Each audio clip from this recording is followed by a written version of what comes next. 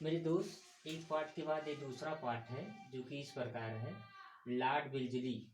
Lord विल्जली जब आता है भारत में तो वो सहायक संधि प्रणाली लागू करता है। सहायक संधि प्रणाली भारत में सबसे पहले डुप्ले ने किया था, जो एक फ्रांसीसी गवर्नर भी था वो। और बाद में उसको फ्रांस की सरकार अपने यहाँ बुला लेती है जब फ्रांस की क्रांति होती है, इसको दबाने के लिए वहाँ विद्रोह हो जाता है। इस प्रकार लाल बिरजली जो है भारत में सहायक संधि जब करता है, कहता है कि यदि हमारे साथ आप सहायक संधि पर अपना सहमति व्यक्त करिए या उस पर सिग्नेचर करिए या हस्ताक्षर करिए या हमसे युद्ध करिए। तो अधिकतम राजाओं ने युद्ध नहीं करते। फिलहाल जो मैसूर का राजा रहता है वो बहुत बढ़िया से अंग्रेजों के साथ युद्ध करता है।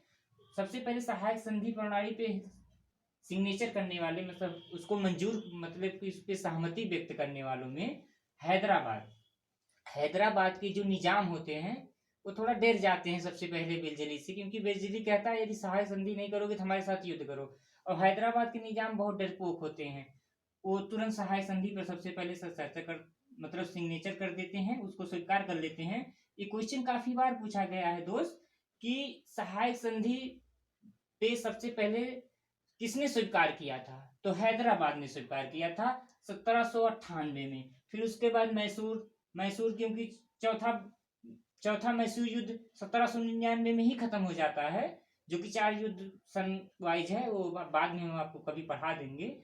तो ये 1799 में ही चौथा मैसूर युद्ध समाप्त हो जाता है और टीपू सुल्तान को मार देता है लाल बिरजली। उसके बाद वो सहायक संधि जो राजा होते हैं उनके बाद होता है, टीपू सुल्तान के साथ नहीं होता। फिर उसके बाद तंजौर भी 1799 में। फिर अवध अवध के जो शासन है उनपे ये लक्षण लगा दिया जाता है कि आप अच्छे से शासन नहीं कर रहे हो। कुशासन मतलब कि कुशासन का आरोप लगा के उनको हटा दिया जाता है उनके गद्दी से। नवाब जो होते हैं वहां के, ये अवध के नवाब ही होते हैं, वाजिद अली, उनको हटा देते हैं। इसलिए 1857 की क्रांति में बेगम हजरत जो 1857 की अवध की तरफ से लड़ाई लड़ती हैं, ये मतलब कि अवध के लोगों के साथ अवध के लोग भी बहुत नाराज हो जाते हैं अंग्रेजों से कि हमारे नवाब को आपने ऐसे हटा दिया। और फिर उसके बाद पेशवा को भी ऐसे हटा देते हैं, पेशवा को वहां से हटा के कानपुर में कह देते हैं। फिर कानपुर में पेशवा, भोसले जी और बाकी सब लोग, और ये जो सिंधिया भी सहायक संधि पर सिग्नेचर कर देते हैं। ये सिंधिया जो होते हैं अंग्रेजों के बहुत वफादार होते हैं। इस सहायक संधि स्वीकार करने के बाद ये अंग्रेजों के बहुत वफादार हो जाते हैं, समझ लीजिए सत्कार हो जाते हैं अंग्रेजों का। और ये रानी लक्ष्मीबाई का साथ देते हैं। रानी लक्ष्मीबाई का यदि ये साथ दिए होते सिंधिया तो बहुत कुछ हो जाता था, लेकिन ये अंग्रेजों का बहुत ज्यादा साथ देते हैं। और 1857 की क्रांति में ये रानी लक्ष्मीबाई के साथ धोखा किया था इन्होंने। और फिर उसके बाद जोधपुर और जयपुर, आगे चल के भरतपुर, सबसे लास्ट में भरतपुर करता है। फिर उसके बाद आते हैं गवर्नर में ही लॉर्ड मिंटो 1807 से 1813 तक इनका कार्यकाल होता है। और इनके साथ राजा रणजीत सिंह जो पंजाब के शासक होते हैं उनके साथ इनकी संधि होती है लॉर्ड मिंटो के 1809 में जो संधि होती है उसके द्वारा एक निर्धारित किया जाता है कि अब पंजाब में अंग्रेज ज्यादा नहीं जाएंगे, इसके यहाँ एक बॉर्डर निर्धारित किया जाता है सतलज जी को। फिर उसके बाद लॉर्ड हेस्टिंग जो होता है दोबारा आता है भारत में। ये दोबारा इसको बुलाया जाता है या वहां से ब्रिटिश द्वारा भेजा जाता है कि आप जाइए और पिंडारियों का दमन करिए। तो लॉर्ड हेस्टिंग जो आता है दोबारा पिंडारियों का दमन करता है। पिंडारी एक हिसाब से ये समझ लीजिए कि जो अंग्रेज यहाँ की संपत्ति लूट के ले जाते थे उन्हीं से लूट लेते थे, तो अंग्रेज इनसे बहुत नाराज होते थे। और फिर लॉर्ड हेस्टिंग आता है, इनका दमन कर देता है। ये पिंडारियों के ऊपर एक मूवी भी बनी है, उसको आप देख सकते हो, ठीक है, मूवी बहुत अच्छा बना है।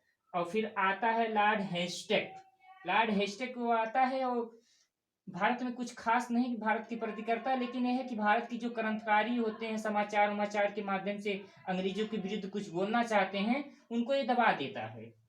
और इसने प्रेस मतलब समाचार पे इसने प्रतिबंध लगा देता है कि यदि आप अंग्रेजों के विरुद्ध जो भी कुछ लिखेगा उसको ऊपर जेल में डाल दिया जाएगा या कुछ भी कार्रवाई किया जाएगा। डरवा दिया जाता है या प्रतिबंध लगा दिया जाता है, बंद कर दिया जाता है जो अंग्रेजों के खिलाफ लड़ता है।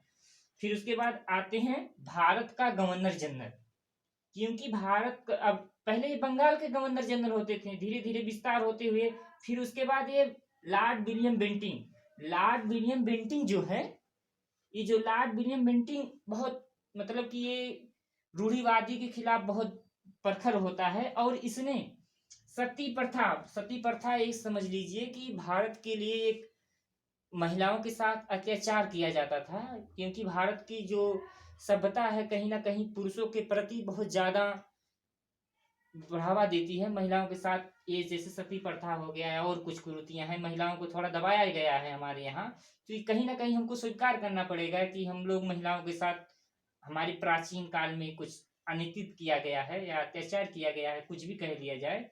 तो सती प्रथा, लॉर्ड विलियम बेंटिंग सती प्रथा को 1829 में समाप्त कर देता है, कहता है कि अब कोई सती प्रथा नहीं कराएगा, यदि कराएगा उसको कानूनी रूप से सजा मिलेगी, और ठगी प्रथा को भी इसने समाप्त कर देता है। आगे अब हम वीडियो में जो गवर्नर जनरल बचे हैं, वायसराय बचे हैं, उनको बताते हैं। धन्यवाद साथियों।